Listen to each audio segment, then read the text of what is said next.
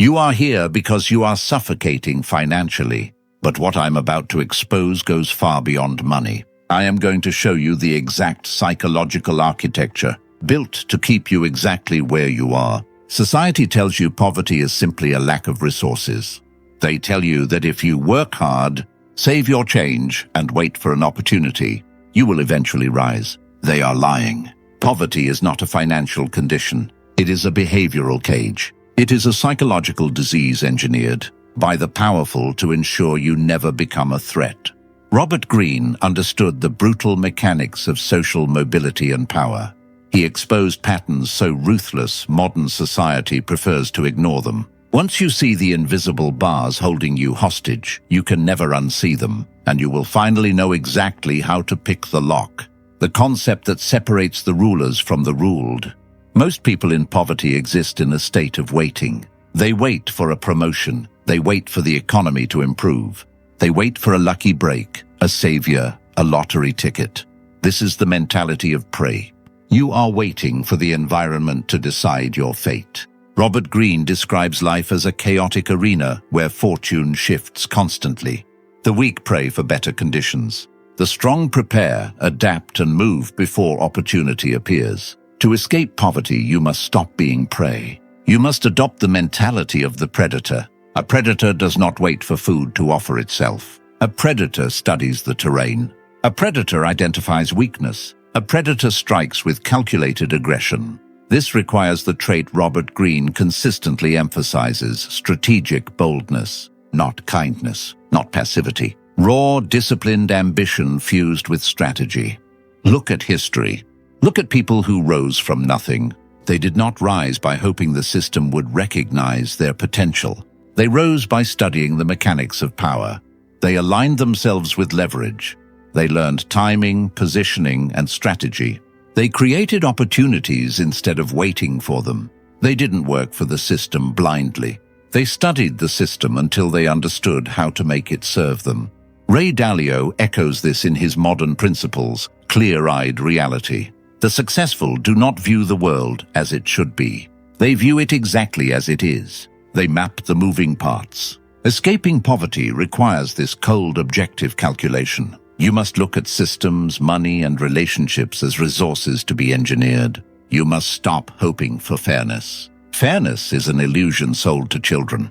The market does not care if you are tired. It does not care if you have bad luck. It only respects value. You must become aggressive in your pursuit of leverage. You must hunt for asymmetric advantages. This shifts you from defense to offense. You are no longer surviving. You are conquering. But how do you hunt when you have no energy? When you are exhausted from merely existing? This brings us to the most uncomfortable realization of all: the discipline of destruction. You look at successful people and assume they possess a discipline that you lack. You tell yourself that you are lazy, that you lack focus, that you are a victim of your own procrastination. This is a lie. You are not undisciplined. You are terrifyingly consistent. You possess an ironclad, relentless discipline for staying poor. Think about it. Every single day, you execute the exact habits required to maintain your current financial reality. You never miss a beat. You consistently choose cheap dopamine over difficult learning. You perfectly calculate how to spend your paycheck the moment it hits your account. You execute the routine of complaining about the economy with flawless precision. The compound effect is a law of physics. Darren Hardy explains how small, consistent actions compound into massive results over time. But the compound effect does not care if your habits are positive or negative. It simply multiplies whatever you feed it. Every time you choose the comfortable distraction, you are not just wasting an hour. You are depositing an investment into the bank of your own failure, and that investment accrues devastating interest. People at the bottom do not realize they are master architects. They are just building a prison instead of a palace. Robert Greene understood that human beings are creatures of habit, often trapped by their own patterns. He observed that those who fail to adapt to changing realities eventually collapse under them. You have adapted to defeat. You have made peace with the bottom. You must stop trying to build discipline. You already have it. You must redirect the violent force of your consistency away from self-sabotage and point it toward your escape. Start treating your daily choices with a sense of paranoia. Every dollar spent on something that does not generate a return is a bullet fired at your future. Every hour spent consuming trash entertainment is an hour you handed over to your competitors. You must destroy the habits that are keeping you broke with the same ruthlessness you would use against an intruder in your home, because they are intruders. They are stealing your life. Is it just your habits holding you back? No, the final lock on your cage is held by the people closest to you, the gravity of the underclass. You are trying to climb a wall. You are finding your grip. You are pulling yourself up, but you have weights tied to your ankles. Those weights have names. They have faces. They are your friends. They are your family. They are the people you grew up with.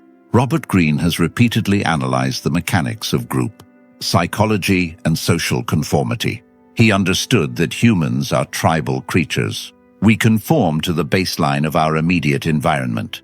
If you exist in an environment where poverty is the norm, poverty has its own culture, its own language, and its own rules of enforcement. There is a deep subconscious resentment among struggling people toward anyone who tries to leave. They will not attack you directly. They will use a weapon far more subtle, mockery and false concern. When you say you are reading a book on economics instead of going to the bar, they will laugh. Look at the billionaire, they will say. When you say you are starting a business, they will warn you about the risks. Most businesses fail, don't lose what little you have. They frame their sabotage as love. But it is not love, it is panic. Your ambition is a spotlight that exposes their resignation. If you succeed, if you escape, it destroys the lie they have built their lives upon. It proves that poverty is not a permanent life sentence, which means their failure is not just fate. They cannot bear that weight. So they must pull you back down to keep their own illusions intact. This is the psychological barrier that stops most people from breaking the cycle. They cannot withstand the emotional isolation of leaving their tribe. Thomas Sowell highlights that the transmission of human capital, attitudes, habits, and knowledge is far more critical to escaping poverty than the transmission of financial capital. If your environment transmits defeat, you must separate yourself from that environment. This sounds cruel, it is. Robert Greene's strategic thinking requires you to look at human nature without sentimentality. You cannot save everyone while drowning beside them. If you stay to rescue everyone, they may pull you under. You must learn the art of strategic silence. Stop broadcasting your plans. Stop asking for advice from people who have never built anything. You do not discuss your ambition with people who are committed to their own mediocrity. You must become a ghost in your old life. You smile, you nod, you remain polite. But internally, you have already packed your bags. You are operating on a different frequency.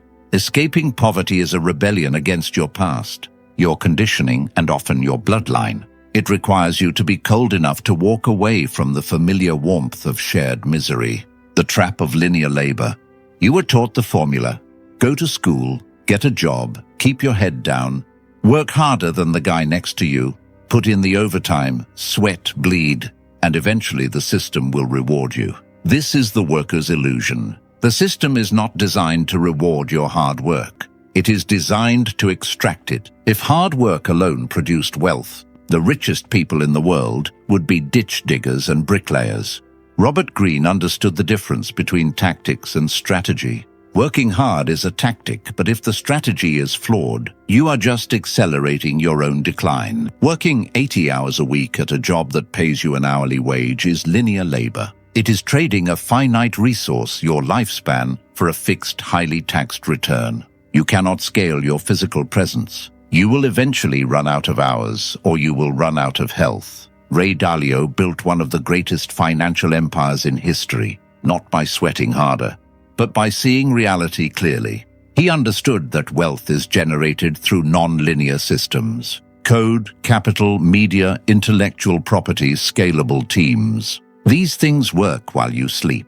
If you're trying to escape poverty by merely asking for more shifts, you're using a spoon to dig a tunnel through a mountain. You will die exhausted, and you will barely make a dent. The Brookings Institution outlines the psychological barriers to upward mobility. One of the greatest barriers is a lack of cognitive bandwidth. When you are constantly stressed about rent, you cannot think 5 years ahead. You are trapped in the tyranny of the immediate. You must forcefully carve out mental space. You must stop asking, how can I work harder, and begin asking, how can I detach my income from my time? You need an asymmetric advantage, a skill that is difficult to learn, highly valuable to the market, and scalable. This is the cold mathematics of escaping the bottom. The market does not pay you for your effort. It pays you for your replaceability. If anyone can do your job with 2 weeks of training, you will always struggle financially. You must become irreplaceable. You must become the exception in the system. When you transition from selling your time to selling your leverage, the rules of the game change entirely. You learn to hate pain since you were little. You were taught that financial suffering is a sign of weakness. That being broke is a shameful secret you must hide at all costs. And so you run. You avoid looking at your bank account. You deny your reality. You numb the anxiety with cheap entertainment. But as long as you run from the pain of your poverty, you are controlled by it. The Robert Greene mindset uses pain. It converts the sting of being at the bottom into fuel. When you cannot afford to feed your family properly, when you are humiliated by a landlord, do not suppress that anger.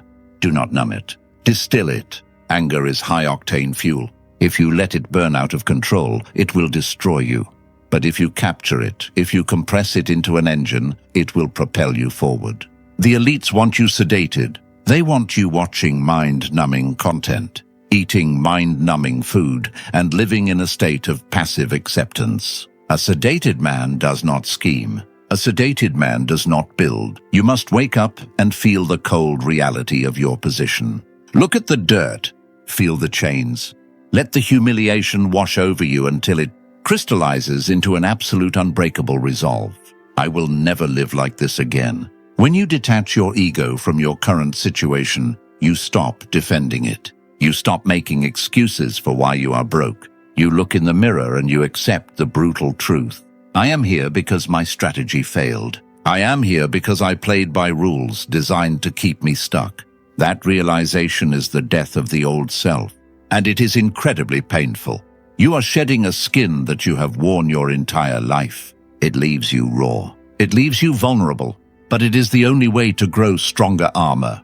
You cannot heal a wound while the blade is still inside, and the blade keeping you paralyzed is the illusion that the system is broken. The system is not broken. It is functioning exactly as designed. It was built to keep you exactly where you are, producing maximum labor for minimum capital. Poverty is a highly profitable industry. Your credit card debt is a bank's asset. Your addiction to cheap dopamine is a tech company's revenue. Your exhaustion is the mechanism that prevents you from planning your escape. Robert Greene observed throughout history that ruling classes did not rely on luck. They built structures that protected their survival at the expense of those beneath them.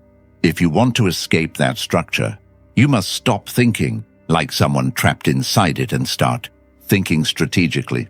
The consumption of anesthesia versus ammunition. Look at what you consume when you are finished with your linear labor.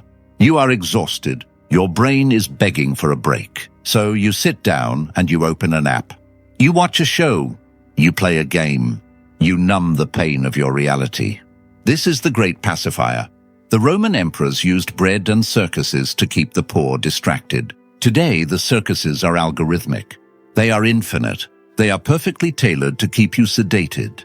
You think you are relaxing. You're actually surrendering. Every hour you spend consuming entertainment is an hour you could have spent acquiring ammunition. The wealthy do not consume media the way you do. They consume data. They consume leverage. They read the terrain. Robert Greene built his work by studying history, power, war, and human behavior with relentless focus. He weaponized knowledge. You must do the same with your current struggle. You must cut the cord to the anesthesia. It will hurt. When you turn off the screen, the silence will force you to hear the terrifying reality of your bank account. Good. Let the panic set in. Let it drive you. Start consuming information that challenges your current existence. Study economics, study persuasion, study the tax code, study negotiation psychology. You are going to war against an economic machine, and you are currently walking onto the battlefield blindfolded, armed with a plastic sword. Ignorance is not bliss. Ignorance is financial paralysis. When you know how the gears turn, you stop getting crushed by them. But what happens when you acquire this knowledge? How do you apply it in a world where you hold no titles? You use the most deceptive weapon in the strategic arsenal, the myth of the loyal servant, the corporate world, the factories, the service industry. These are modern feudal states, and they rely on a very specific psychological manipulation, the illusion of the family. We are a family here. We reward loyalty. Put in your time and we will take care of you. These are the lies institutions tell so people never ask for ownership. If you are trying to escape poverty, blind loyalty to an employer is financial suicide. Your employer is not your family. They are a counterparty in a transaction. They are extracting more value from you than they are paying you. Otherwise, they would not employ you. That is the cold math of business. Yet, people at the bottom pride themselves on being the most loyal worker in the building. They brag about never taking a sick day. They boast about working off the clock. They think this sacrifice will eventually be rewarded with status. It won't. It will be rewarded with more work. Robert Greene repeatedly emphasizes that relying on the gratitude of others is a losing strategy. Gratitude shifts the moment interests change, the moment the company needs to cut costs. Your 20 years of perfect attendance will not save you. You are a line item on a spreadsheet. Stop playing the loyal servant. Play the strategist. You go to your job not just to earn a wage, but to extract value from the company. Learn their systems. Learn their software. Observe how they acquire clients. Study how managers influence staff. Build a network using their environment. You are gathering intelligence and capital for your own future. When you strip away the emotional attachment to your employment, you see it for what it is, a temporary stepping stone. You do not owe them your identity. You owe them the labor agreed upon in the contract, nothing more. Use the opportunity exactly as they use your labor. As you apply these principles, something dangerous will happen. You will start to acquire a little bit of money, a slight surplus. This is the most critical phase. This is where most people who try to escape poverty fail. The moment struggling people get a taste of capital, what do? They buy a designer belt. They finance a luxury car they cannot afford. They upgrade their apartment. They broadcast their small victories on social media. Why? Because the psychological trauma of poverty is so deep. They are desperate to prove to the world that they are no longer poor. They buy the uniform of the wealthy while sacrificing the actual wealth to do it. This is weakness. It is the ego screaming for validation.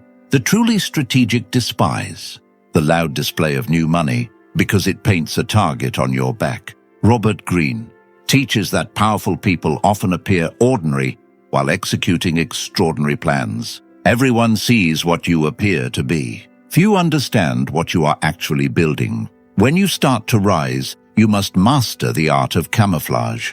Practice stealth wealth. Do not upgrade your lifestyle too quickly. Do not buy the watch. Do not suddenly change your wardrobe. Keep driving the damaged car. Live exactly as you did when you had nothing. But quietly stockpile your resources. Your money is not a tool for validation.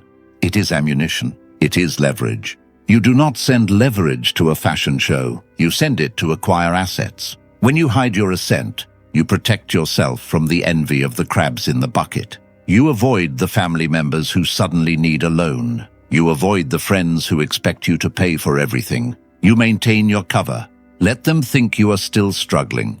Let them underestimate you. Their underestimation is your greatest tactical advantage. While they are financing appearances to look rich, you are building assets in silence to become untouchable. Eventually, your power will become too visible to hide. But by then, the structure will already be built. We have arrived at the final, most brutal mechanism of escape. You must kill something you have been told is beautiful. You must kill your hope. Hope is the emotion of the powerless. It is a passive state of waiting for salvation. You hope the economy gets better. You hope someone notices your talent. You hope your investments go up. When you operate on hope, you delegate your destiny to the chaotic whims of the universe. You are begging fortune to be kind to you. Robert Greene does not teach hope as strategy. He teaches execution, force, adaptation, and timing. He understood that the world does not answer to hope.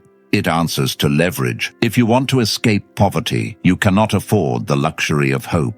You must replace it with probability and math. You do not hope your business succeeds. You test the market. You run the numbers. You identify the failure points, and you execute a strategy based on data. If it fails, you do not collapse because hope was never involved. You simply acquire new data, adjust the variables, and strike again. When you kill hope, you kill disappointment. You stop breaking down when things go wrong because you expected reality to be difficult. You accept that life is indifferent to your comfort. This is not pessimism, it is clarity. When a man has no illusions, he has only his hands, his mind, and his will. He realizes that if he is drowning, no one is coming with a lifeboat. He must build a raft out of the debris around him or he will sink. That realization does not destroy you. It liberates you. It strips away the anxiety of waiting. It removes the resentment you feel toward the world for not helping you. You stop asking, "Why is this happening to me?" And you start asking, "How do I use this?" You become a machine of pure intent. Escaping poverty is simpler than you think, because the mechanics are entirely within your control.